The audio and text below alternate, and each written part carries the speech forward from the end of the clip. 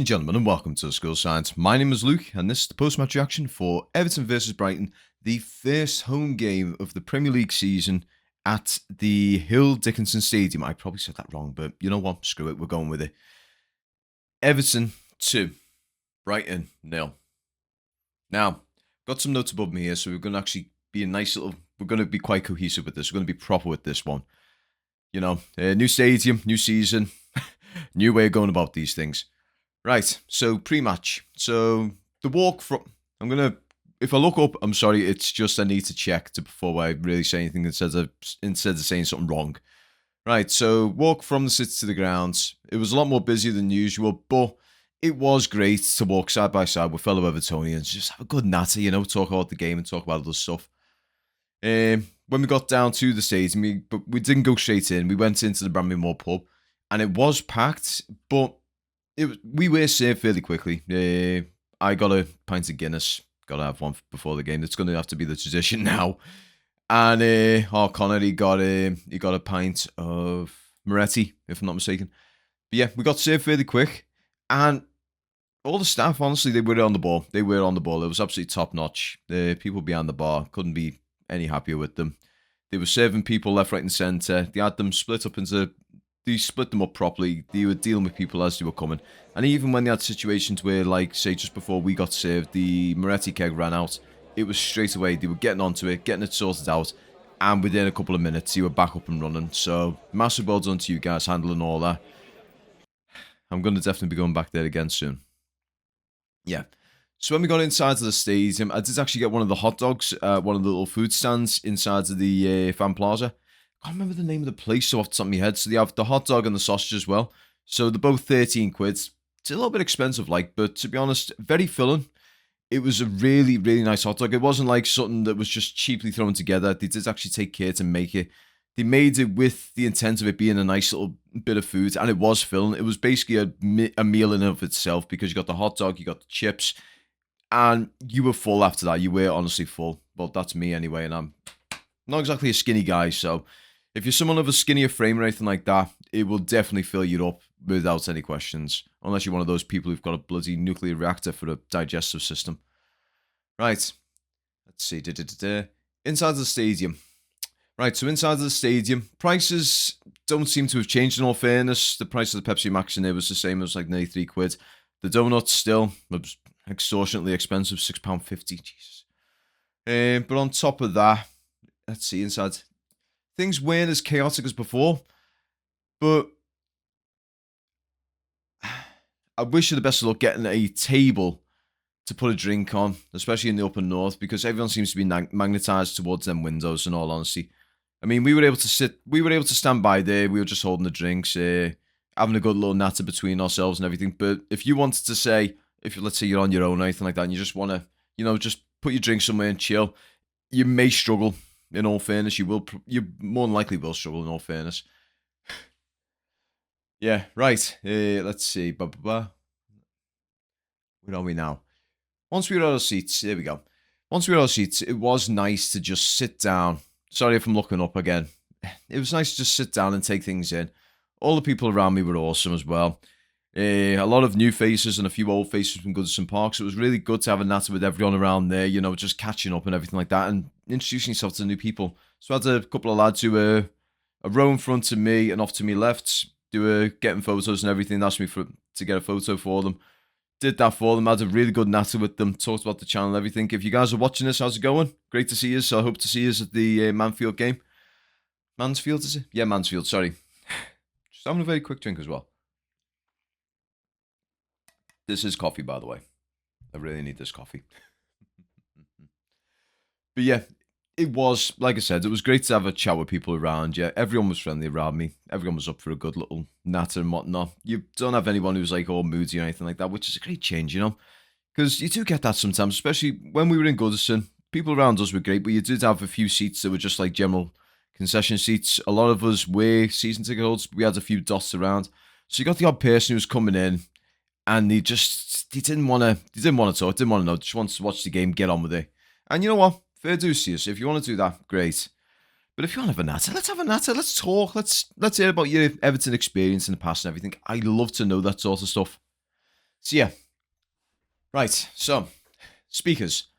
This was something I did actually discuss in the test event video, I think, if I'm not mistaken. So yeah, the speakers, they might need to be calibrated for the volume regulation a little bit, because sometimes the music was absolutely spot on, right sort of loudness. It wasn't too loud, but it wasn't also too quiet. So you had like people talking around you and everything like that, and you could still hear the music if you want to just tune out and listen to the music. But if you wanted to talk to someone, it wasn't distracting enough that the music was overpowering your ability to talk. Until the ads came on.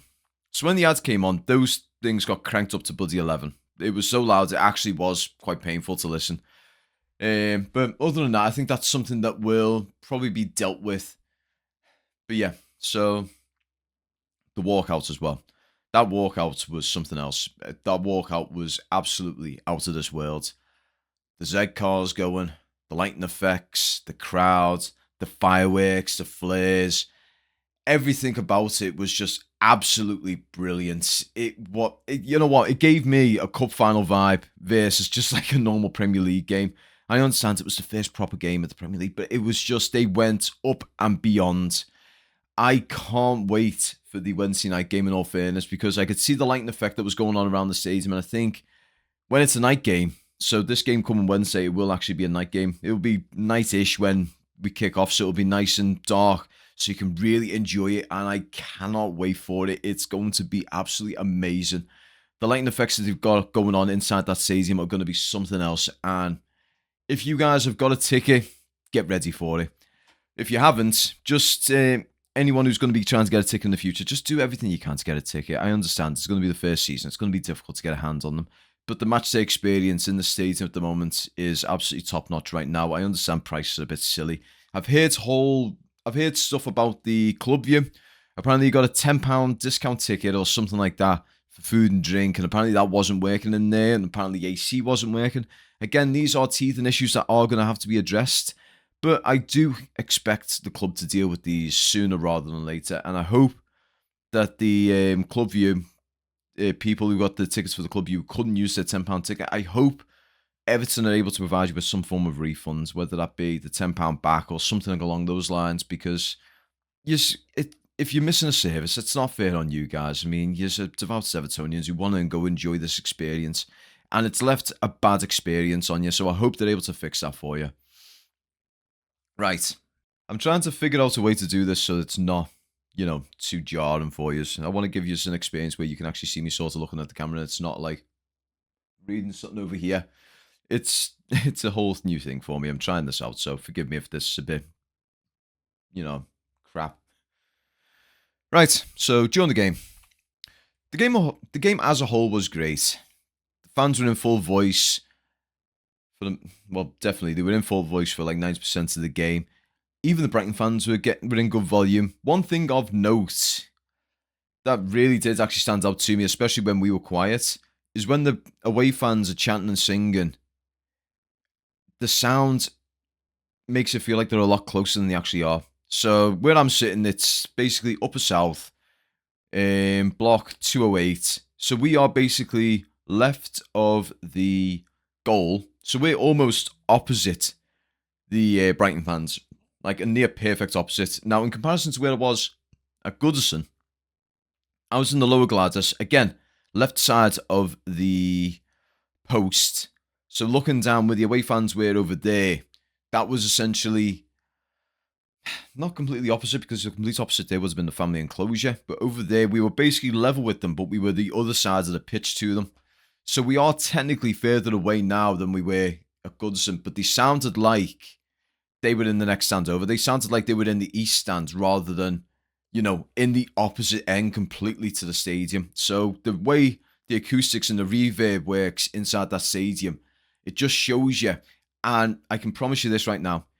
When Everton scored, that noise was unrealistic. It was unreal, should I say. Not unrealistic, I'm sorry.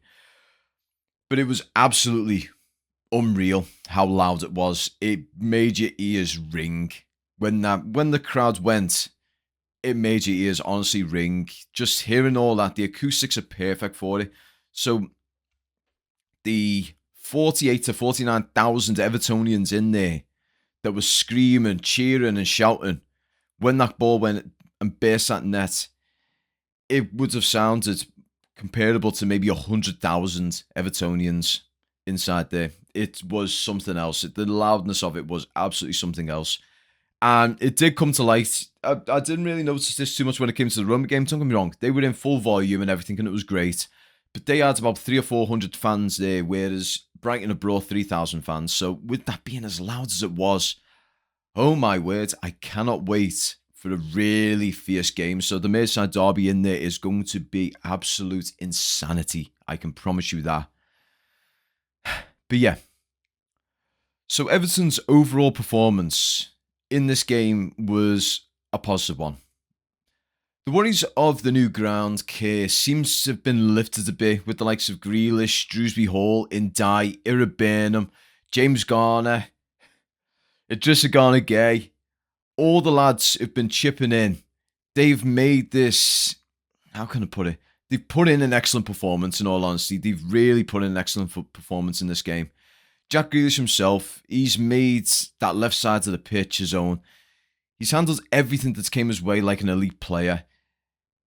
His reading of the game is something I haven't seen since James Rodriguez, in all honesty. His ball trapping ability was sublime. And don't get me started on his distribution. The first goal he set up was well done. He received the ball outside of the final third, carried it up with a steady pace, saw Barry and Ndai pushing into the box, and then just brought it up at a nice steady pace again. And then he fizzed it across the goal, missed Barry, and Iliman Ndai was there to put it in. Well, it wasn't even a foot, it was his calf. He got a calf on it and put it right into the back of the net. And he's just etched himself into Everton's history as the last goal scorer of Goodison and the first at the Hill Dickinson Stadium. It doesn't feel right saying that just as of yet. It'll grow on me, I promise. Later on in the game as well, Jack and Drewsbury Hall made a lot of good transitions. One of which led to Timmy Burnham almost scoring a cracking goal where he muscled past 3 of the Brighton players and took a nice little shot at the edge of the box. It just went a bit slightly wide. It was unfortunate. I think if he would have scored that, that would have been a cracking goal and would have been a nice little contender for goal of the month, in all honesty. But yeah, there was a couple of moments for Brighton as well. In the first half, Mintoma, he had a little moment. So Tarkowski missed his foot to the ball and Mintoma ends up sort of setting himself up. He caught the high ball with a very nice volley and he glanced it off the top of the crossbar. It was very close. It would have been a very scary one to have seen go in because it would have been a good one. I do think that would have actually vibed up the Brighton players a bit. Yeah, and on top of that, Minter as well. He had a good moment in the first half where he dispossessed Garner. He put it through and basically put it on a platter for Danny Welbeck, who skied into row 20 of the South Stand, in all fairness. It was an unfortunate one for him to have missed, but I do think Pickford would have had a nice little hand on that one. But yeah, and on top of that, the final one was Brighton's number 6. I can't remember his name for the love of God. It's just one that always slips past me. But yeah, he almost clocked a lovely strike. He hit the upright and our defenders basically just scrambled to get it away. He basically had way too much space. He hit it from outside of the box. And I think a little bit to the right, and I do think he might have actually beaten Pickford with that one. He did actually catch him off guard quite a bit because where he was standing, I don't think it would have been one that most people would have had a crack at. So I think Pickford would have sort of stood back a little bit to that. But yeah. The final of the first half, James Tarkowski did actually make a bit of a serious blunder. He basically did a sloppy pass back to Pickford. He sort of held himself up a little bit. He got the Brighton players starting to crowd him and he tried to put the safe option back to Pickford. And he just didn't put enough fizz on it. So what ends up happening, he basically launched a little half-hearted ball back that was cut out by O'Reilly. But thankfully, Pickford was on it and made a very critical save to basically save Tarkowski's skin with that one. In the second half, we played much the same. Inside the first 7 minutes, we doubled our leads with a stunning strike from good old James Garner that was like something out of Finch Farm. Barry put it through to the Idrissa Gana Gay, who pushed it wide to Grealish, who held it up at the edge of the box. He saw a couple of lads going forwards, but he also saw James Garner over his right shoulder, pretty much charging up and placed a nice steady pass right across the pitch to him. Well, I'll say across the pitch. It was basically across to the edge of the penalty area. And you're just seeing James Garner charge up to it. It's a lovely knuckleball. and it just went between the post and the Brighton keeper's gloves. Now, the keeper did actually get a bit on it, but the only thing was the way the ball had hit, it was hovering above the ground by probably about 3 or 4 inches. So he basically got his hand skimmed across the floor, and it basically pushed up off his thumb into the net. Oh, that was a goal like no other, I'll be honest. It was a really good goal and was made up to see that one. And with that second goal going in, the cheers from the Evertonians, that was even louder. I think the first one going in, we were really emphatic with it. We were absolutely made up. We were cheering, screaming and shouting. But you still had that little feeling on the back of your mind that we were going to Everton it. But when that second ball went in, all those worries were gone. We really fucking celebrated with it. Apologies, I just swore then. It was something else. The noise from that one was even louder than the first. I could say that for a fact. And I'm pretty sure anyone else inside that stadium will agree with me that that was bloody loud. And I've even put it up on Twitter myself. I put a thing saying pretty much scratchy throat, as you can hear. A little bit of a headache. And obviously I've still got a bit of ringing in my ears. Oh my word. I think that's going to be the most common issue that you're going to have coming out of that stadium. You're not going to be able to hear yourself properly for a while. But yeah, right. So where were we? There we go. Heads box, blah, blah, blah. Brilliant build up to... Yep, it was. It was an absolutely brilliant build up to boot. Later on in the game, Brighton had a chance where they fired a shot straight at Pickford. Pretty much great ball at the edge of the box. He hit the ball, but his placement was just straight down the middle, into the throat of the goal, right to Pickford, who basically did a nice solid punch onto it to try and put it out of the box. Sorry, I'm a little bit messed up now. Yeah, and then one of the last major moments of the game, Everton pretty much concedes a penalty at the 75th minute due to Drewsbury Hall's handball. Now, I've seen the playbacks on it. I'll be honest, while I was sitting there, it was basically the other side of the pitch, so I couldn't see too much. And the way it went, I initially blamed Tarkowski. I honestly blamed Tarkowski. I didn't know it was Drewsbury Hall. I thought it was Tarkowski myself, because I thought he just went to try and slide in to block the ball, but it was Drewsbury Hall. Basically, what had happened is he basically twists his arm, put himself like this. I'm not sure how you want to put it, but basically his position was like this. I'm not sure... Well, in all honesty, he's made his body unnaturally bigger, so in that sort of situation, yes, it is a penalty. It's one of those, if they give it, I'll understand. If they didn't give it, I would still understand, because it's one completely up to interpretation. Unlike the one against Leeds, this one is a situation where it could be 50-50, whereas the other one was a 90-no, 10-yeah. But yeah, thankfully that penalty did come to nothing. Denny Welbeck hit the ball to the right, and Pickford made a great save to preserve our clean sheet. And then, into the game, as you can probably see, I've probably thrown a few little video clips in here and there throughout this entire one. But as you can see, the noise inside that stadium, even when probably say a good quarter to a third of the fans are leaving the stadium just before the final whistles, most people do. It's habits at this point. A lot of the diehards will stick to the very end. But a lot of your general going to the match sort of fans, they were pretty much leaving just before the the final whistle, shall I say. But even then, the cheers from the ground, that was absolutely something else. I will say this right now. Any videos, anything that you see on it, even on the TV, the noise on them is nothing compared to what it is in person. Inside that ground, hearing all these fans around you making all that noise, it's something else. It is, honest to God, something else. It is so much louder than what you will hear on any video, any audio clip, or anything like that.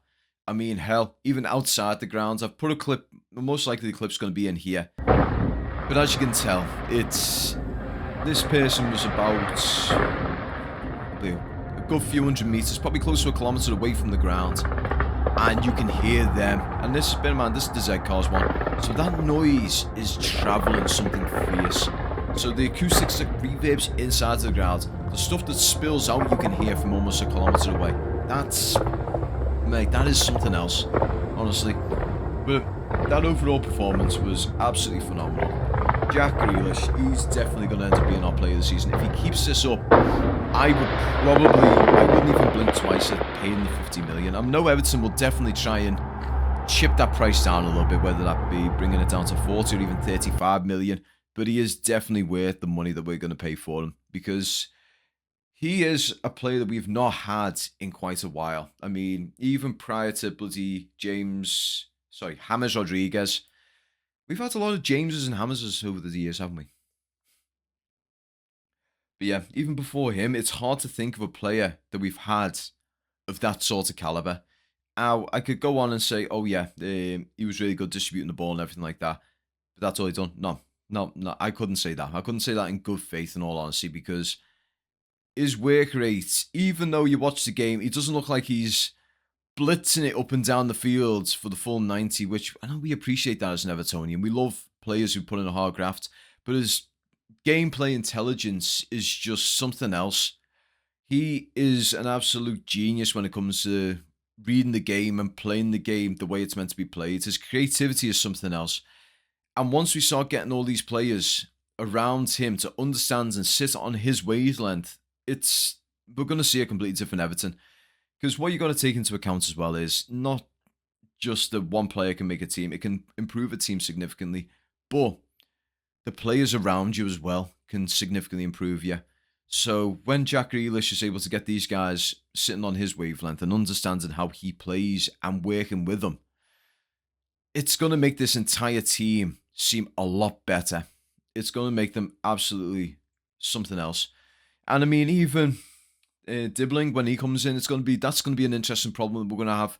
Because let's say he comes in and he becomes an absolute solid foundation to the squad.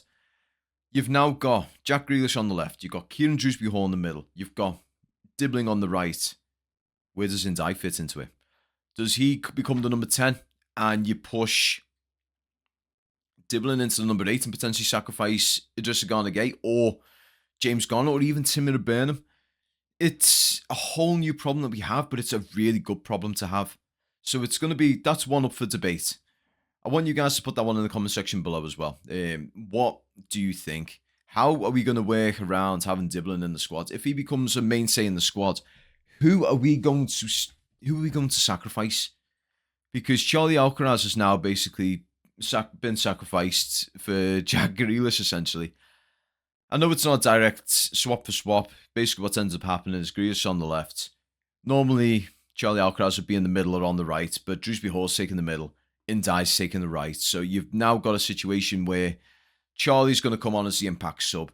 Who else is going to be coming on as an impact sub? Because there's players on there right now that I don't want to see basically filling the bench. I want them to be playing more. That being Idrissa Gana Gueye. That being Burnham when he's fit. Because these past couple of games, Burnham has really stepped it up. It's the Burnham that we remember when last season when he first came on, when Idrissa Gueye was injured and he came in. It's that Burnham. He's getting everywhere around the pitch. He's making good passes. He's making intelligent runs. So I don't want to see him fall out of the squads and become a bench warmer. James Garner had a great game today as a left back. He did. I'm saying game today. It's the next day. He had a great game playing as left back. He got up and down that pitch. He did everything that he needed to do. He basically played the role down to a T and more. Being able to score as well, coming off that left to basically score from there. So I'm reluctant to see him fall out of the squad. I mean, on the right, we're going to end up having a situation where we're going to get a right back. So Jake O'Brien's going to have to go. He's going to probably fill in for either Tarkowski or Michael Keane. Speaking of Michael Keane, though, he actually had a really solid game as well. He actually played really well. So Tarkowski may potentially have to make way for Jake O'Brien. So you have the youth of Jake O'Brien sitting in the middle there. It's becoming... These are things that you've got to think about when it comes down to the season. Who's going to sort of make way for these new lads coming in? It's an interesting one to think about, in all honesty. But again, after the game, getting back to my car. Now, bear in mind, I park by the family and that. I'm fortunate enough to have family who are basically on the cusp between the city centre and Toxteth, so I can actually... It's like a 2.5 mile walk for me. So it's not too bad in that regard. It took me about 45 minutes to get from the ground to there. And that's even taking into consideration the density of the crowd. One thing I note as well, if, for argument's sake, you're going into the city, don't rely heavily on the bridge. If you're going from the ground into the city, what you can do, rather than basically going straight out the stadium, straight over the bridge, straight down, it might be worthwhile you taking Water Street, or even going straight out and going down Blackstone, or potentially even having to sort of go back on yourself a little bit, so going up a little bit. So you want to push out and push down like that, because what's going to end up happening is we have got sort of like traffic control trying to stop you from getting straight over that bridge, getting too many people over that bridge. I don't know why they're doing that, in all honesty. You're handling 10-ton trucks. Think about it like this. The average person, well, the average adult male is between, what, 80 and 100 kg. Let's say 100 kg. So in order for you to have the equivalent of a 10-ton truck worth of people on there, you're talking what?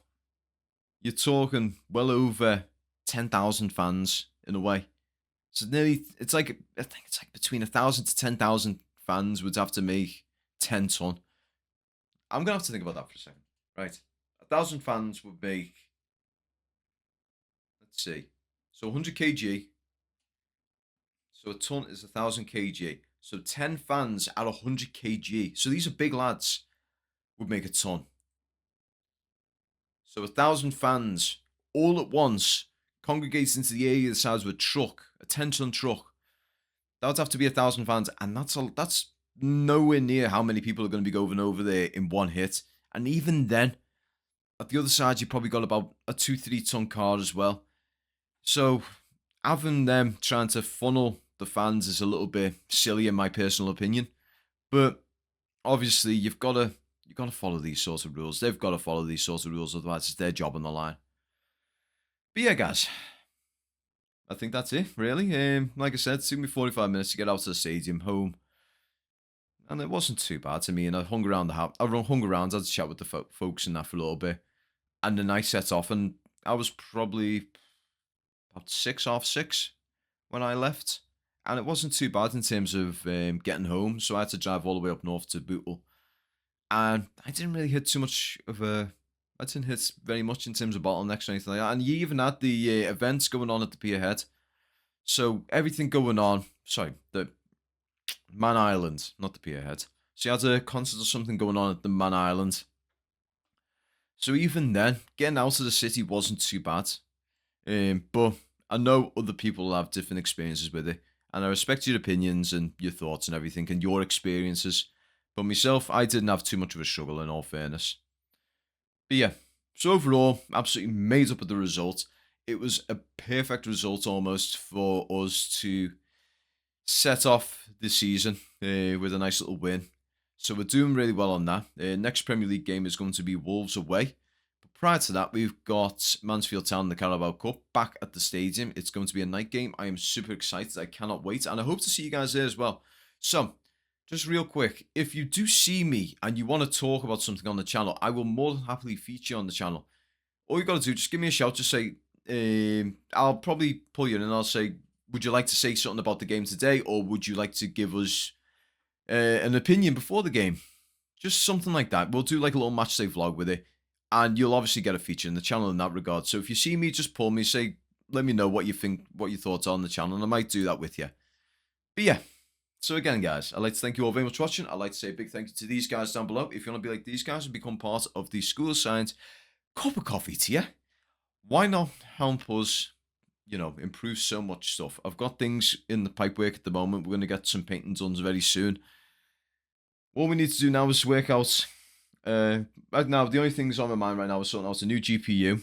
That's not going to be too difficult. I want to try and sort out a proper vlog camera because having a phone is great. Doing everything from the phone is great, and it's a very good phone at that. Also, whoever did this, I can't remember the name of the person who did it. They're going to be down here. That photo is absolutely magnifique. I absolutely love it. It's on Twitter. There'll be a link down below as well for that photo if you want to get hands on it. All credit goes to the person who took it. I can't remember off the top of my head. I'm sorry. This is all going to try and be a one take. But yeah. So again, if you want to help improve this channel significantly, become part of the School of Science Cup of Coffee tier is massively appreciated. But if you don't want to commit long term and you do want to help the channel in any way, shape, or form, donations to the channel are greatly appreciated. These can be done through super thanks. And if you do send a super thanks, I will put it down here because it is so massively appreciated. And I'm going to keep saying massively appreciated. It is really much. It is really appreciated because it does help the channel. Everything that you guys put into this channel, all the likes, all the comments, all the viewership, all the stuff that generates ad revenue for this channel, even the sales. So on Redbubble, we do have stuff on Redbubble. So if you want to contribute on there, that's massively appreciated. We do have decent merch. We got the Ghost of Goodison, being that of the old Goodison Crow skeleton. God, that skeleton. Since that's gone now, hopefully this is actually the time we actually look at potentially getting silverware, eh? So yeah, so we've got the Ghost of Goodison, we got the Make Everton Great Again, caps, tops, and everything. There's a wide variety of stuff there. If you see anything that you like, buying that merchandise helps the channel as well. And like I said, even just liking the videos, commenting on the videos, sharing them with your friends, your family, putting them on your social media, stuff like that massively helps. See what happens when I don't have a script in front of me and I've got to do ad-lib. But overall, guys, I couldn't be any happier right now. It's a lovely day outside. I am in absolute paradise right now. I'm going off the high of the Everton win. I've got my little flag. Yeah, again, all I can say is thank you so much for watching. I hope you guys enjoy the rest of your day. Enjoy this bank holiday. Up the freaking toffees. And peace.